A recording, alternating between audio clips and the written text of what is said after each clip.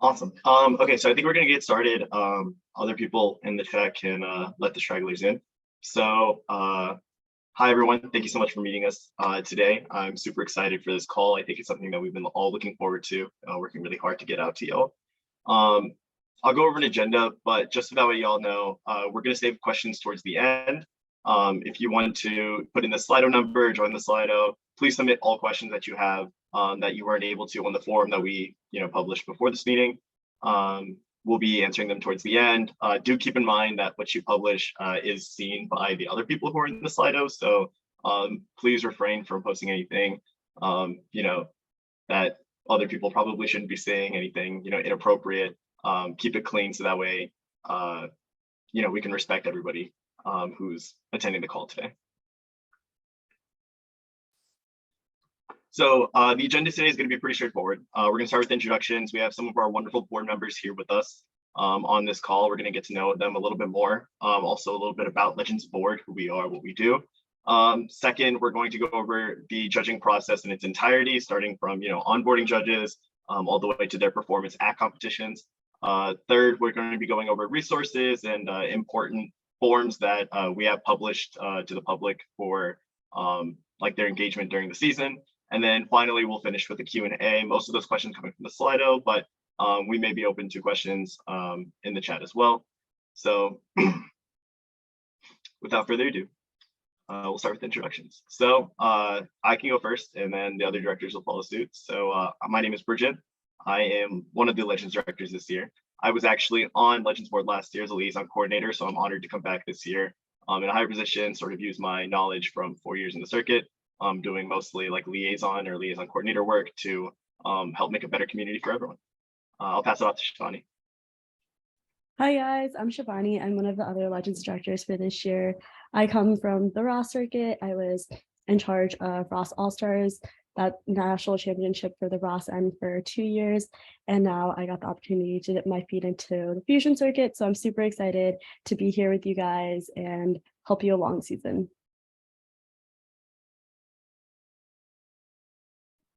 Hey guys, I'm Tanay. I'm one of the other Legends directors for this season. I've been on Case Kismet the last few years, as well as on not just the Cleveland's board. I made all the apparel the last couple of years, so shout out if you guys still wear it. But it's great to have everyone here, and hopefully you walk away from this call with a little bit more knowledge of what to do and what's going on in the circuit this year. I'll pass it off to Shweta. Hi guys, I'm Shweta. I'm the tech chair and external chair for Legends this year. I used to be on KU Jiva and KC Chakra, and I'm excited to see y'all here. Hi guys, I'm Akul. I'm one of the judging chairs for Legends this year. I was also on board last year as a judging chair and was also one of the reg chairs for Legacy on Broad. So like everyone said, super excited to have everyone here. Hi guys, my name is Shreya Roy, but I go by Shroy. I am one of the registration chairs this year, and I just graduated from UT Austin and was on SIA when I was in college. Hi everyone, my name is Sharanya. I'm also one of the reg chairs, and I was also a logistics chair last year on Legends Board, and I was on Buckeye Fusion in college. Awesome. So you may notice we have a few other board members that are just going to be sort of in the background of this chat. We love our board members a lot. This is a picture we took at one of our retreats that we took in the fall. For those of you who don't know, like 98% of Legends work happens online. We're spread out across the country, different states, different backgrounds. So we make it a point to meet up twice during the season, once during the fall, once during the spring. The fall one is typically more board bonding, getting to know each other, so that way we can work better as a team throughout the season. The spring one, which we will be having in a few weeks, we will all be actually, going to North Carolina, previewing the venues that we've been working with and planning out the weekend with more perspective since we'll be boots on the ground. Some information about Legends Board that I've been asked about, a lot this season, and some of the board members have been asked about at competitions too. No, we don't get paid for this. DDN is a 501c3 nonprofit. That's a fancy word, meaning that all the money that goes towards it from Legends Show and other revenue streams go back into the organization. They don't get paid out to anybody. So this is really is like in itself volunteer work for all of us.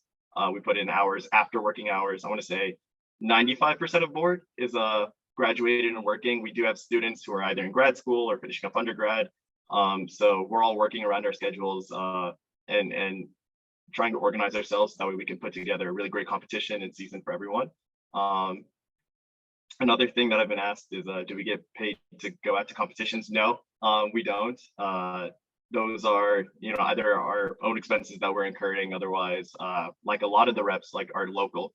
A lot of the people that we have on board this year have actually like either participated in or like run the competitions that they're attending to. So it's really great for them to like go back to the competitions, help out the people that, are taking over after they've already gone. So that's just a little bit about Legends board. And if you have any more questions about that, of course, put in the Slido. So next we're going to go over the judging chronology. And for that, I'm going to hand it off to Janae.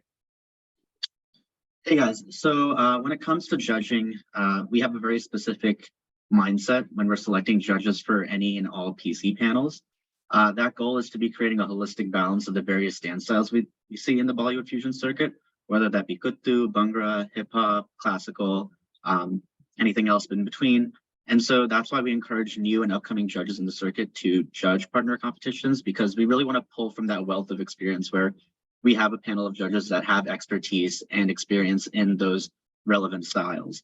And historically, what we've seen work really well is we have panel trainings for every single PC panel where we kind of work with the judges to acclimate them with scoring and the deliberation process. We actually do a mock run of scoring and deliberation. And the feedback we've gotten is that this is an extremely beneficial process for both new and experienced judges because it allows them to work together prior to actually coming to the competition to select the actual placing teams. So kind of building on this, we are actually starting a new mentorship program within DDN for non-approved and general judges to help strengthen their judging applications so that they can become Legends endorsed judges and therefore become judges on our PC panels.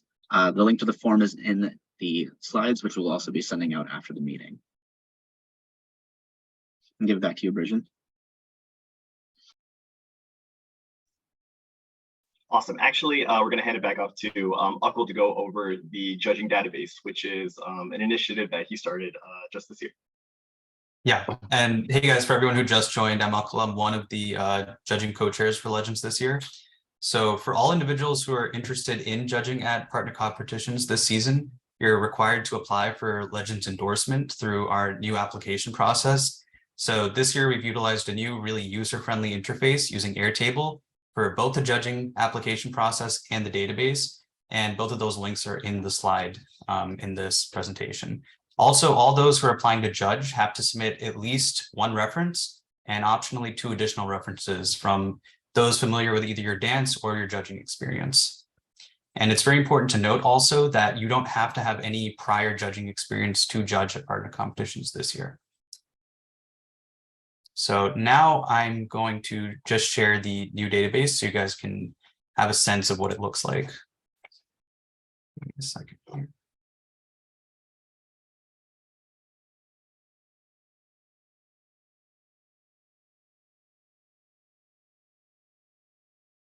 Okay, so this is what the Airtable database looks like this year. And the first thing you're going to notice is that there are 2 tabs here. The first is for Legends endorsed judges, and the second is for general judges, those not approved to judge PCs, but are approved to judge any non-partner competition this season. If we click on one of the judge profiles here, we're able to view a lot of information about them, such as their location, contact info, if they have any DDN affiliation, specific teams they're affiliated with, as well as both dance style experiences within the fusion circuit and outside of the fusion circuit, because we recognize that many judges have experience both within and outside of the fusion circuit. Very important also is their choreography and set design experience, as well as if they currently teach and hold classes. And optionally, many of our judges also submit a dance resume, which is freely accessible to anyone. They also have their prior judging experience. And once again, you don't need to have prior judging experience to judge partner competitions. And then probably more relevant for PC competitions are their expected compensation and then note-taking preferences. Another thing that we have this year is location-based grouping. So for all endorsed and for general judge locations, for example, if you're a competition in the tri-state area and you want to look at judges who are, let's say, close to Philadelphia, you're able to easily view that over here. And once again, the link to this database is in the slide and at the end of the presentation.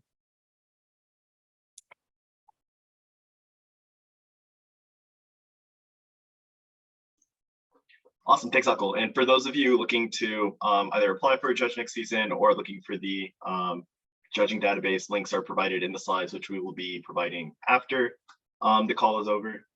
So we're gonna move on down to judges' performance at the competition, right? I feel like deliberations is one of those things where like we know it exists, but a lot of dancers don't understand like what goes behind the door, which is absolutely fine. So we're here to clarify some of that. Before deliberations happen, while the judges are up, in the balcony judging throughout the competition, when we move them down to the deliberation room, we make sure to confirm their scores are complete and accurate, and then download those score sheets so we have an original copy of what those scores were before they start making changes due to any discussion that happens during deliberation. Judges cannot view or discuss each other's raw scores. They can only discuss rankings. This is honestly a way for us to make sure that the conversation is productive and doesn't take too much time. So during deliberations, which we allocate 25 to 35 minutes for, depending on the roster size for the competition, judges may make changes to their scores, but they cannot discuss what those changes are, specifically if it's to like an individual score. Some of the features on the judging sheets that really helps us monitor all of this is the categorical breakdowns on the rubric. In addition to that, we have 3 sets of eyes that are monitoring deliberations for fairness sake. One of them is a representative from the competition. This could either be a director, judging chair, a reg chair, someone of that nature. And the Legends reps who you typically see throughout the competition will be there too. If a judging rep or director is not also present, typically we are phoned in. We virtually moderate the proceedings, so that way we make sure that it follows everything up to code and that no malpractice is happening. This ensures that only the proper kind of conversations are happening and that one judge isn't skewing the scores too. So after deliberations, when we take into the overall rankings, we make sure that teams aren't moving more than 2 spots. I think this is some knowledge that was known. This is to prevent teams from being first place dropping down to 5th place. That kind of change in the scores after they've already been submitted the first time around is typically something that we look after because something must have been really wrong or there's potential for bias then if a team is moving that much. Very rarely do we ever have to intervene for that reason, mostly because judges, are pretty hell-bent on, their decisions. So after the competition, captains and managers or even team members, whoever is delegated, will be having meetings with the judges. This is supposed to be happening in a panel format, and this happens for 2 reasons. One, it keeps judges accountable. If they're all in front of each other, they can't say, well, so-and-so was the one who skewed the score, so-and-so did this. And on the other side of that coin, it makes the judges feel more comfortable to be honest with the answers because they don't feel so isolated in a 3-on-1 or like a 2-on-1 setting. And that's how you get the most honest feedback. Most of these processes and decisions have been made after listening to feedback from judges in the past and also dancer feedback too. So I'm going to pass it off to Shweta to talk about what the judges do, right? Which is like Z-scoring and ELO. So we do have a video that explains exactly how ELO works for Legends, using Skittles to simplify the whole thing a little bit. But generally speaking, all teams will start off the comp season with 1,000 points, and you will win points by beating any teams, but any teams that beat you will steal your points. We will drop the link to the Skittles video later for you guys to fully watch on your own time.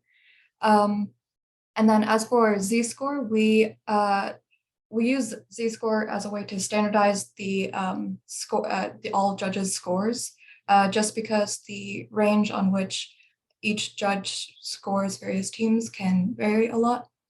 So instead of only averaging just the raw scores for everyone, we first standardize them, and then we take each judge's Z-score for that team and average all of those together to give us our final Z-score rankings, which you see like a sample of on the side over here. Because we're averaging all of the judge Z-scores, that you might see some variation where a higher average score ends up with a lower Z-score. But since we're going by the Z-score standardization, you will see the ranks being based off of that. And yeah. Awesome, thanks, Shweta. And for those of you who haven't seen it, the Skittles video is super great at explaining ELO with like a physical prop. So next we're going to go over something that like has been popping up a little bit recently. It's biting appeals. So if you think that a team has copied a segment, how do you report it, right? We implemented biting appeal forms in the appeal process in 2021-22 season. So let's say that you're watching a competition, and this could really be for anybody, whether you're a dancer, comp organizer, community member, or even if you're just like a fan of dance, not affiliated with the circuit at all. The form is open, it's on our link tree, and if you wanted to see it, it's right there too. It's accessible to anyone, and you essentially fill it out. So the form asks for a couple of things. One is a name and an affiliation, just that way we're aware of like where it's coming from. Second, we ask for some sort of video evidence. What was bit? Can you prove that it was already used by another team to some extent? Also, we ask for timestamps on the video too, in case it's a long one, just to make it an easier process. But we ask for that information, and we guarantee that that information is kept anonymous. It's only looked at by the Legends judging reps and directors, and from there we decide how to proceed.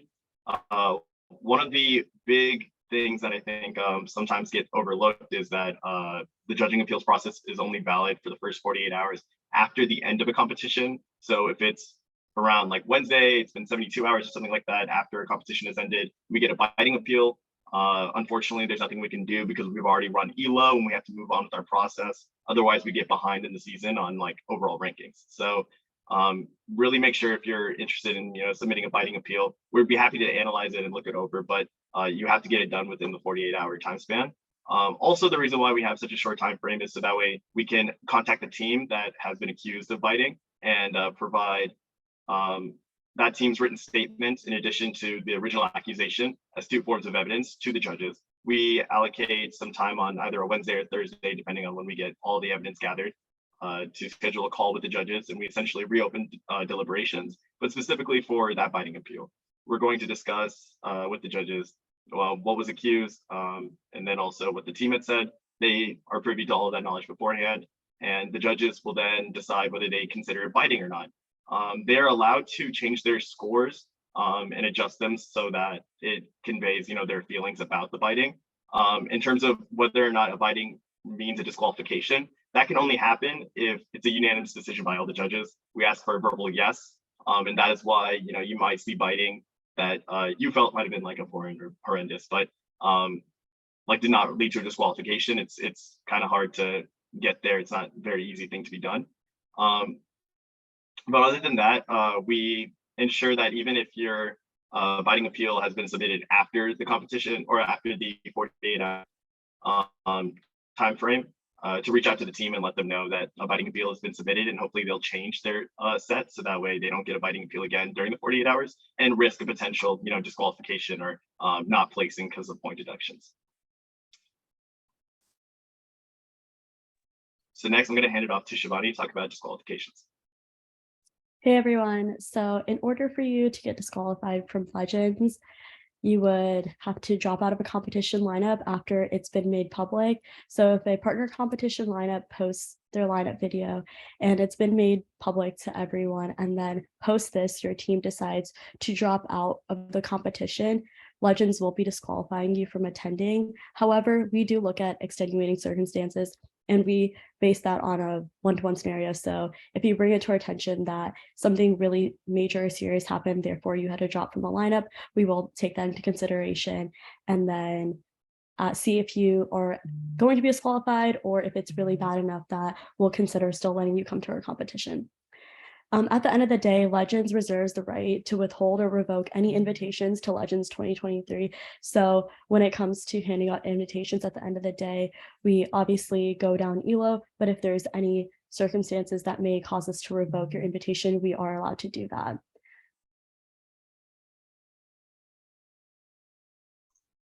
Awesome. So like I said, that completes the judging process. If you have any questions about anything that was discussed, please ask them in the Slido or reach out to a Legends board member after the meeting. We're going to move on to our resources section though. So for that, I'm going to hand it off to our Legends safety and wellness ambassadors. All right, hi guys. I just wanted to share 2 additional reporting resources with you. So if you have any general concerns that you wanted to report, but you wish to remain anonymous, you can email that first email address, confidential@desidancenetwork.org. Only a few highly trained DDN and SAP exec members have access to this account, so they'll make sure that your concerns are directed to the right place. And again, if you have any SAP related questions or concerns, you can email the DDN SAP account listed right there. Awesome. And I think Shivani's going to take care of all the resources. Yeah, we've listed most of these resources already in the previous slides, but here they are jotted down in one place. So when we drop the slides, you guys can take a look at this slide and take a look at all the resources that we have mentioned in the previous slides as well in one place. And if you guys have any questions about those, Bridget, if you want to go to the next slide. Here's emails that you can use to reach out to whoever's in charge of that related question. For example, if you have a question about PC related feedback, make sure you reach out to the registration email listed on the second bullet. So just take a look at the emails as well as the resources and who to contact for any questions you guys have. We would love to answer any of the questions you guys have. We also will have a Q&A portion tonight as well, but if you don't feel comfortable asking them tonight, you can always reach out via any of these emails. Awesome. So we're going to move on to the question and answering section. And just because we know it's been on everyone's mind, we've heard your questions and we're here to answer them. Here's a list of some frequently asked questions that we've heard throughout the season. Feel free to skim that and then decide what questions you want to submit to the Slido. And when we're ready, I will hand it off to Shroy to ask us the first question that she sees in the Slido. Yeah. So just because this is the most liked question, I know it's on our slide, but just so we can verbally talk about it, how many teams will we be taking at Legends this year? So I can answer this one, but so we're planning to take 8 to 10 teams depending on our venue and logistics capabilities. And just in the past and also this year, there is no ELO cutoff. And the reason for that is depending on how many teams we have and how many people we have placing, that number tends to become very subjective per season. So it will just be the top 8 to 10 teams. And we really want to ensure that we're able to give each team that comes to Legends a fantastic weekend. And there's only so many amount of resources we have available to do that. So as we get closer to Legends, we will finalize that number and announce it to you guys as well. Awesome. Second question. Why are judges allowed to judge competitions where their former team is competing? So I can take that, but first of all, I just want to say that this is something that we look for when we're building panels. An overwhelming majority of the panels that we have do not have any conflict of interest. We recognize that there may be 1 or 2, but you have to understand also due to PC availability where judges are capped at a max of 3 PCs, and even competition specific financials and other extenuating circumstances, it's difficult for them to always, select judges without a conflict of interest. But secondly, we really expect all of our judges and trust them to be very non-biased throughout the process. And thirdly, we've also enabled transparency by sharing full score sheets with judges and competing teams. Uncle, I think this would also be a great time to just sort of elaborate really quickly on the judging training that we usually do to eliminate the bias.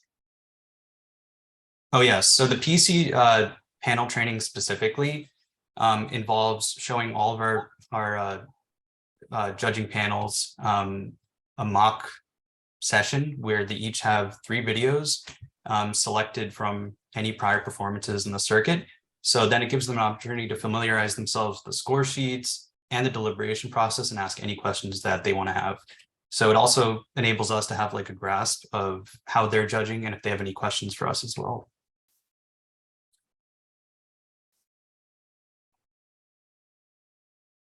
Fun. Next question. Can judges get appealed if there were numerous complaints against a judging panel at a bid competition? So when it comes to complaints against judges, first of all, every time we look at a judge's application for the upcoming season, we do have reference checks, usually of judges who worked with them previously, as well as with the competition boards, to better understand how they actually performed in their judging capabilities. And we factor in that feedback and that performance into whether we accept them again the following year.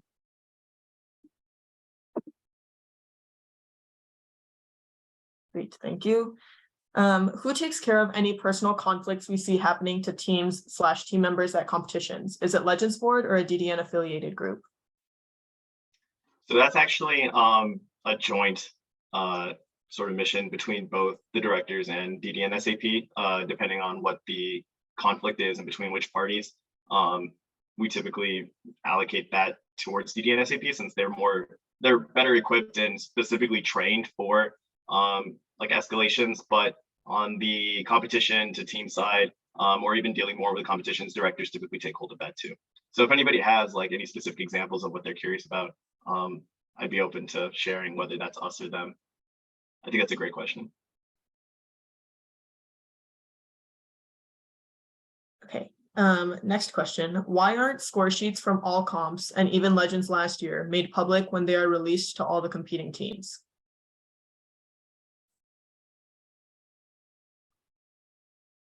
So to answer this question, it's mainly because we want to prioritize the teams that are actually competing at each competition. It's really only their responsibility to understand how that competition scoring went. So it's more of a need to know basis rather than anything else. Because we do want to be transparent, but at the same time, we do want to just prioritize the teams that actually are affected by the scoring. Awesome. Have we ever considered having judging meetings after the competition rather than the night of the show? Yeah, so I can go ahead and answer that one. We actually do give competitions that are running really late the opportunity to have their judges meetings during the week. However, we know that teams will be competing the week after, so they really want to get that feedback at that moment, that day, that night, so they can work on making their set the best starting the next day. So we kind of push for judges meetings to happen post-competition. However, if a competition is really running behind, we can post it and have it later on during the week.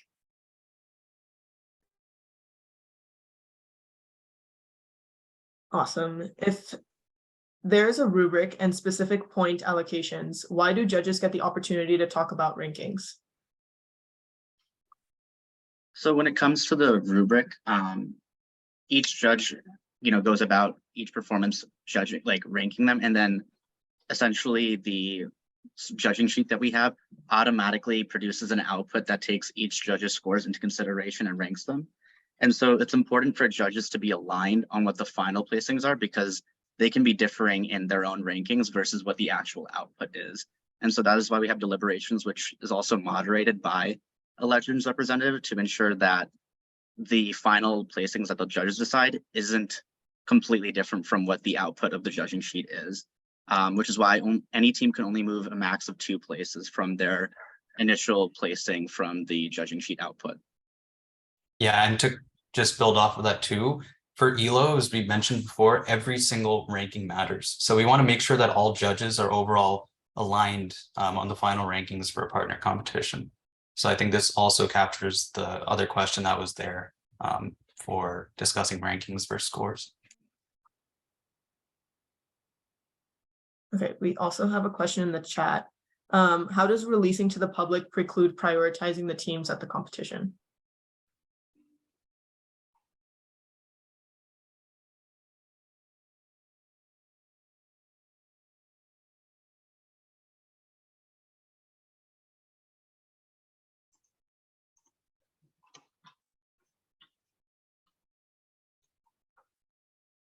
I think that's confusing. If they want to come on mic and sort of elaborate.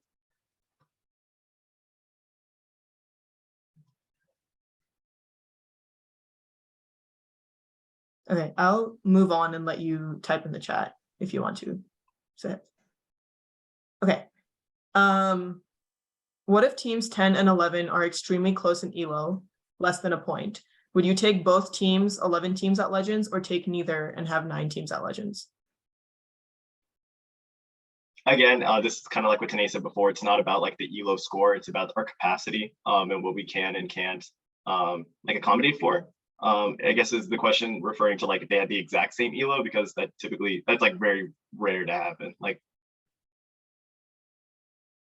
down to like the point something, right? So.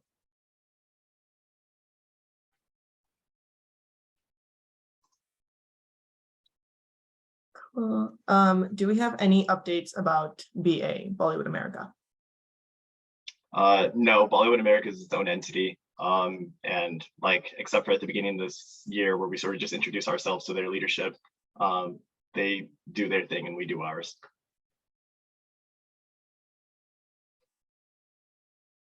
Awesome. Are some partner competitions higher ranked, or do they give out more ELO points if teams place versus other partner competitions? No, all partner competitions are the same. I guess it varies depending on like the teams that go, because that's how ELO works, right? Like if a team is going, has like more points to offer. But like at the beginning of the season, there isn't one partner competition you can like bank on for sure getting you more points than any others.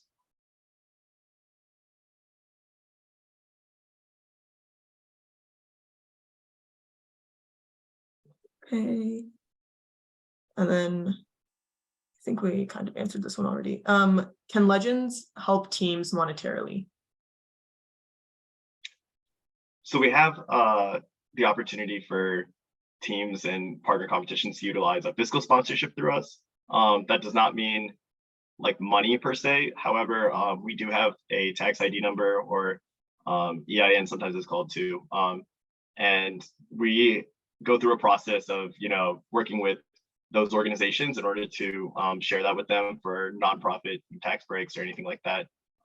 We've helped partner competitions in the past use it for like nonprofit discounts at venues or when ordering merchandise, but it isn't guaranteed. It does go through a week or 2 week process. So if you or someone is thinking about applying for a fiscal sponsorship, which is something we could share in the slides as well, then make sure that you're applying, a couple weeks out and not the day before you need it.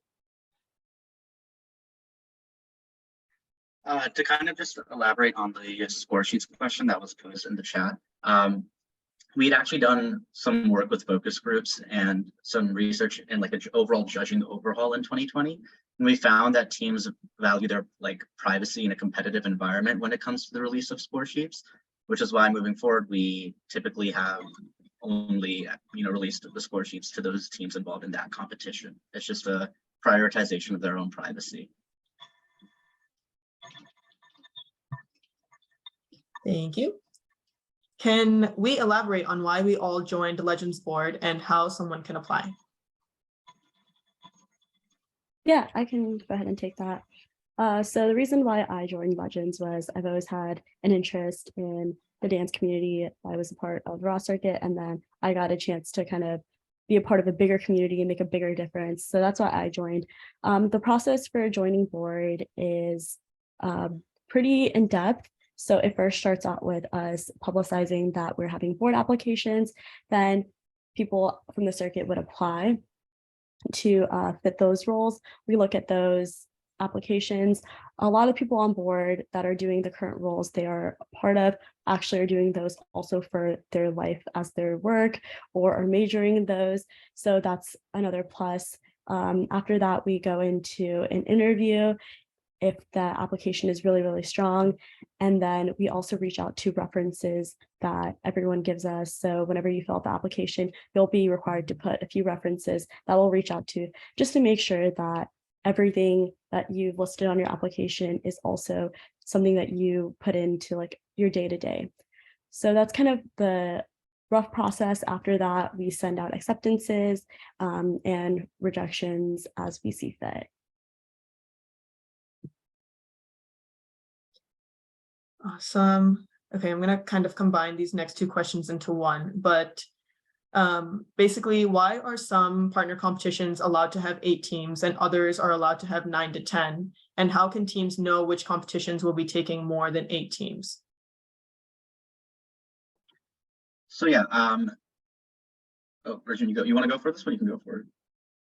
Sorry, I also realized I was muted, but yeah, I was gonna say again, it goes back to like what competitions are able to accommodate, right?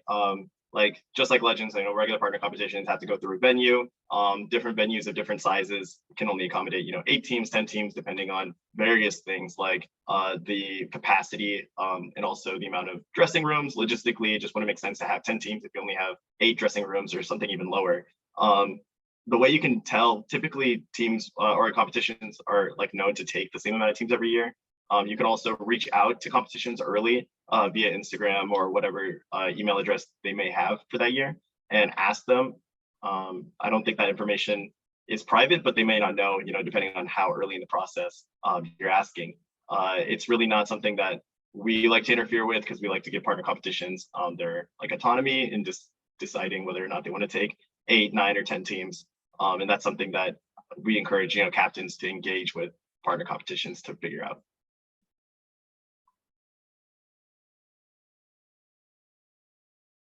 Perfect, thank you. I'm gonna hop back into the Zoom chat. In relation to the score sheets, how is privacy valued when full lineup results of a competition are made public on the ELO sheet anyway? So when it comes to like the actual like placings, that is kind of just shared just so that, for the purposes of ELO, but just typically when we were doing this judging overhaul and getting feedback from judges, they also felt more comfortable with not like expressively showing like the categorical scoring of each team, because at the end of the day, as long as each team knows how they stack up in that lineup, it's more on just like respecting their privacy of, the extent of how they stack up relatively to each other. And so we wanted to promote transparency, but we need to balance the two priorities as well.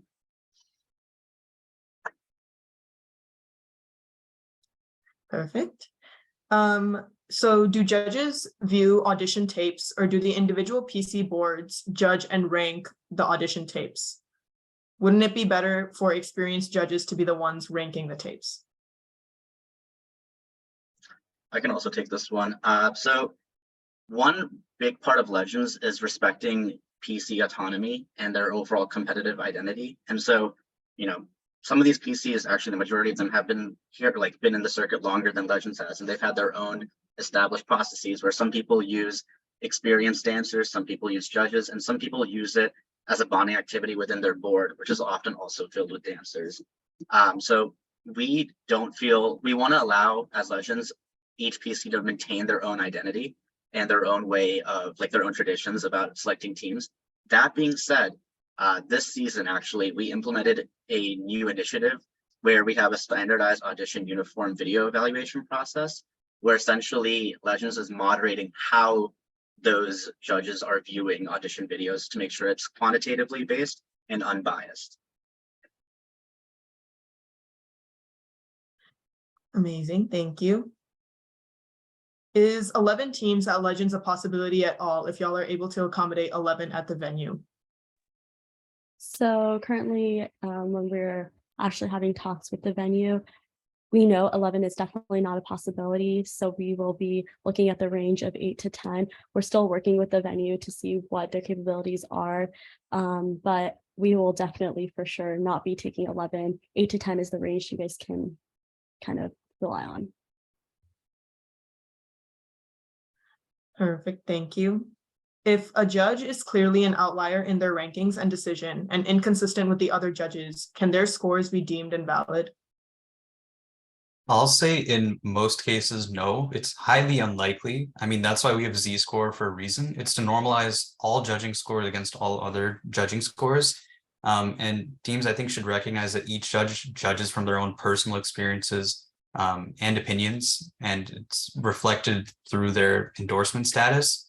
And also to clarify, all partner competition judges are a minimum of 2 competition seasons removed. So usually that takes away any conflict of interest.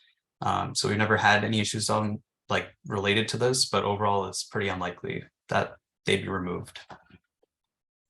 I just want to add on to that too. I think thinking more theoretically about what it means to be a judge, right? I think it is their prerogative to decide what they decide, right? We choose our judges so that way they can be honest with us, and we make sure that they aren't biased or influenced by the other judges, right? Hence, they're not allowed to talk about their individual scores, only the rankings. We have deliberations for them to voice their opinions. I personally have had judging experience in my past, right? Not in dance, but in other activities. And I have been a judge to squirrel, right? My scores are not the same as everyone's. It's a little embarrassing at the time, but I, at the end of the day, decided what I decided because of my experiences, as Uncle said. And that's why we have to respect, even if a judge doesn't agree with the others, that is their diverse opinion. And that is why we look for diverse panels, right? If all the judges were agreeing every single time, we wouldn't need 5 judges, we would only need 1. So we, encourage judges to feel empowered and confident in their decision to rank teams however they see fit.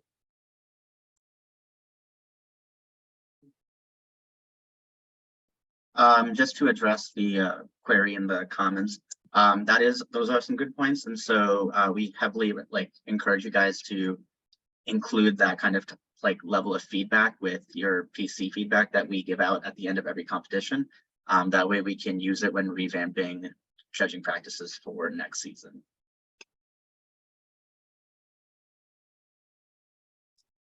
Thank you. Next question. How do you decide which competitions maintain their bid competition status? For example, if a competition is run poorly, could that status be revoked and vice versa? Sure. So I'll start out with saying Legends does not have bid competitions. We have partner competitions. We changed that because it truly is a partnership relationship that we have with our competitions. It's not really that we're telling them what to do. It goes back to that PC autonomy. But anyways, going back to the original question, we send out feedback forms after every single competition. One of our requirements for the season for teams to get their judging scores back, we need 80% of every team to have completed the feedback forms. And then we have a debrief call with the partner competition within a week or 2 after the competition is over in order to discuss that feedback and get some elaboration on any of the super negative things that we've heard in the feedback as well. We typically do our process for deciding who's a partner competition just as soon as registration chairs are onboarded. We look at the last 2 years or any relevant information that we have in our files and amongst the community to decide whether they were a well-run competition or if they might need some time away from Legends to reorganize themselves and figure out how to mend the gap that caused such negative consequences or negative outcomes from the previous year. Thank you, Bridget. Is there a possibility in the future of there being a tier 2 competition for the next 8 to 10 teams? This is a great question. I know it's been posed a lot in the past couple of years. There's always possibilities of providing what the community asks for, and so while right now we may not be able to have the capacity and work stream to handle that, it is something potentially we can look at down the road if the circuit still wants that.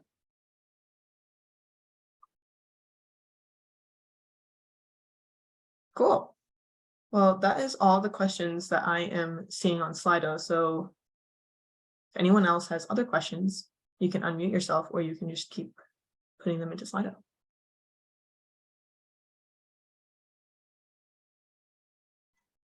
And also, once again, sorry, feel free to contact us at the information in the slide that we had there. All of our emails are listed if you have anything about judging, external, and so on. I got another question. For getting score sheets, why is it that 80% of every team has to fill out the response form instead of just a team getting the score sheets once 80% of their own team fills it out? So we really debate this throughout the season too, and we are open to occasionally, looking at which teams are competing and need that information the most often. But The 80% rule is really there so that way we keep teams accountable and teams keep each other accountable as well. If we said that an individual team has to fill it out, we would only get one team filling out, or one team's 80% filling out the feedback form, and we wouldn't have other teams that might have like 2 months until they compete next, feeling the urgency to fill out the feedback form. Since our process moves pretty quickly with, all the partner competitions that we have throughout the season, right? We've been having like 3 partner competition weekends, 4 partner competition weekends, and that means there's 4 meetings that registers have to schedule for like the next day or the next week. We really need like that feedback to come in sooner rather than later. Also, we feel as though if teams are told, like that their like lack of communication with Legends or, like lack of engagement with like the community might affect other teams, it would help them feel more responsible for like the community as a whole.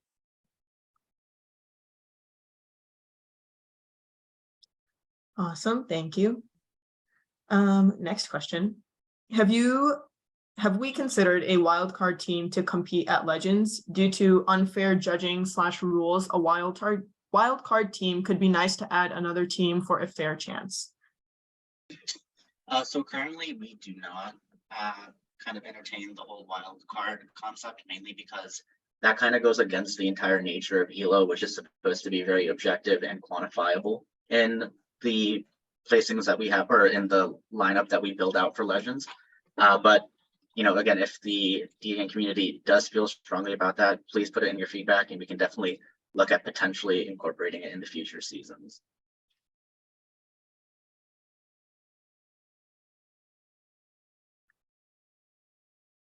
Thank you. Will there be a limit on the number of partner competitions a team can go to? Curious, since this can provide an advantage / disadvantage to certain teams. To answer this one, there isn't a current limit right now. However, it just kind of depends on the bandwidth of the team, both like financially and then also physically and mentally. At the end of the day, while this is a competitive circuit, we do want to prioritize the dancer's health, which is why, at the end of the day, we don't want to be having you guys go to like 8 different competitions in a season, because, the majority of the circuit are students. And so prioritizing their school and their mental health is also very important. Thank you. Don't have any more Slido questions for now. Oh, when is Legends? Legends is 15th. April. Go ahead. Legends is April 15th weekend in North Carolina, Charlotte to be exact. So be sure to come out. Ticket sales will be going up within the next few weeks. So just be on the lookout.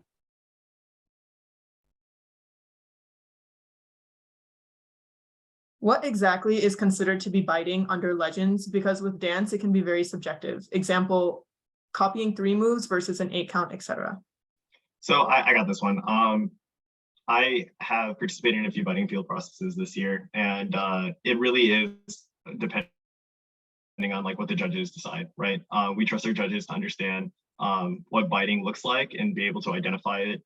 If it is an 8 count versus 16 count, depending on the style, depending on the production, the music used, anything like that, it is up to the judges to decide. And we have had instances where judges have disagreed about like whether or not it's like considered biting, but this goes back to why it's so important for us to ensure that our panels are diverse and they come from different dance backgrounds, because the ones that are more experienced in the style that was quote unquote bit can shine some light on whether or not a step is just common practice within a dance style versus if it really is a unique step that was like stolen from another team and executed the same way as another.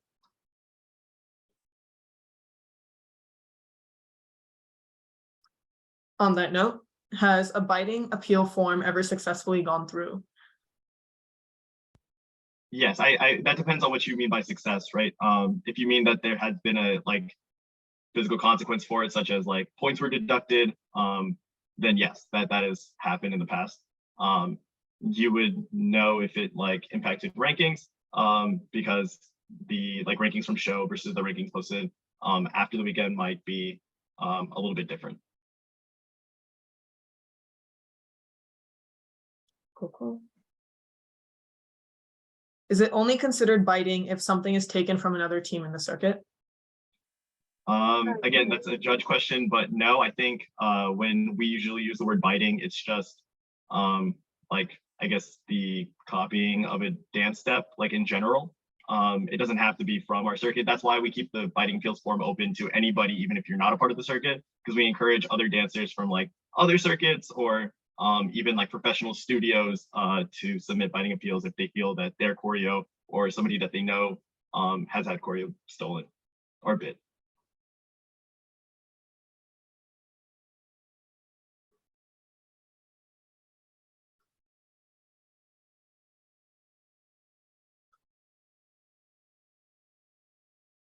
There's another pause in the slide of questions.